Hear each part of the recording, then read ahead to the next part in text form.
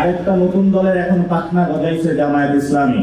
জামায়াতের এখন পাখনা গজিয়েছে বলে মন্তব্য করেছেন এনসিপির মুখ্য সংগঠক নাসির উদ্দিন পাটোয়ারি। তিনি বলেন, মুখে বিপ্লবের কথা বললেও তাদের ভেতরে আওয়ামী প্রীতি লুকিয়ে আছে, আর বিএনপি লন্ডন থেকে অনলাইনে ভয় দেখানোর চেষ্টা করে, যা বাস্তবে কোনো প্রভাব ফেলে না।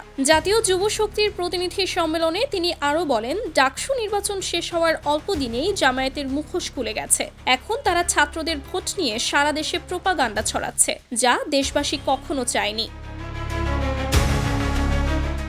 নাসির উদ্দিনের অভিযোগ, 2001 থেকে 2006 সালে যে বিশৃঙ্খলা তৈরি হয়েছিল তার মূল দায় বিএনপির ব্যর্থতা। তারা বহু সেক্টরে দুর্নীতি করেছে এবং এখন ধর্ম ও মুক্তিযুদ্ধের নাম করে মানুষকে বিভ্রান্ত করার চেষ্টা করছে। তার মতে, গত 15 বছরে শেখ হাসিনার সরকার টিকে থাকার পেছনেও বিএনপির ব্যর্থতার বড় ভূমিকা আছে।